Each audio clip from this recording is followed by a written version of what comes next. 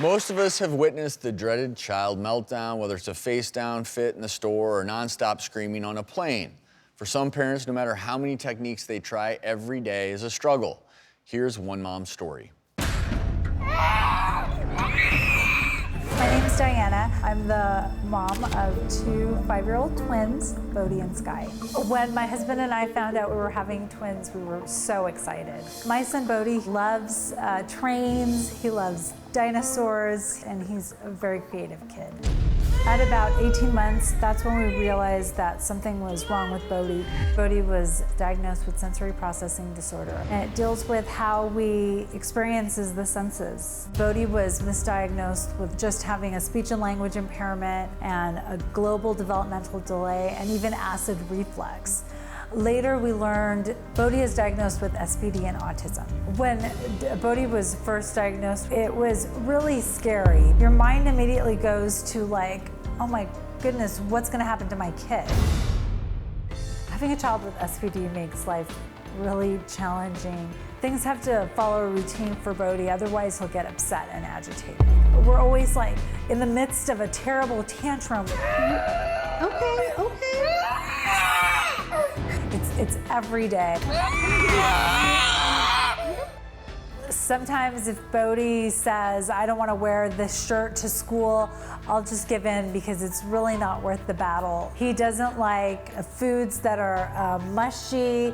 I don't want it! He's very sensitive to the textures. He's really resistant to baths. Absolutely no showers. Okay, you ready to come inside? No, I don't like it. Bodhi has problems with brushing his teeth. He refuses to use toothpaste. Can we put a tiny bit of toothpaste on? No! It's really put a strain on our relationship.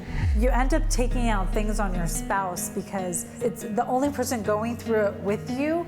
After trying different therapies, we finally got a lot of information, did a special program. They did a lot of tests with him. We found out that the sensory issues were causing the majority of his problems. It's really hard because SPD really limits my son, and it creates this anxiety and fearfulness that's constantly present. You're constantly trying to make your kid happy, and sometimes it's impossible.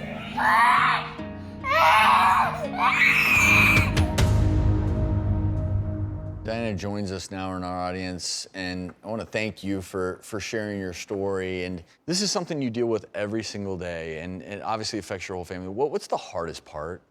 We've found that these tantrums are just, he gets uncomfortable in so many scenarios, and that discomfort leads to this like escalation of this tantrum that we can't control. What situations seem to be the most troubling? For him, the most troubling is eating. He's highly sensitive to food textures, and he's just not eating a lot of foods, very few items. And that puts a lot of stress. As a mom, you constantly want your kid to have a nutritious food. I send his lunch to school and it's full of like crunchy items. He eats crackers, chips, and cookies. And that's clearly not a nutritious lunch, but that's the only thing he can eat to participate and be typical with the kids. At least he's participating in lunchtime. Right, so sensory processing disorder, a lot of the people have a lot of misconceptions about it. It isn't a clinical diagnosis in the DSM, but it is a recognized clinical problem. And it's a subset of some individuals with an autism diagnosis, which I know Bodhi has, but also people who don't have the autism diagnosis can also just have sensory processing issues. And this can involve either hyper stimulation, so that when they have certain sensory things coming in, they can't organize it, it's too much, or it could be hypo, meaning that it's too little. So then you sometimes will see kids, maybe opposite of Bodhi, who's looking for more textures, looking for more sensations, because they don't get enough from their daily environment. So Dana, what I hope that this segment raises is awareness and empathy from people, because it already is so hard being a mom. It's already challenging to feed your kids, to have the patience, to dedicate that time to your husband and your other child, your daughter, and then all the extra effort that Bodhi takes. So I just want to commend you for all that you're doing, and I hope that people will have more understanding.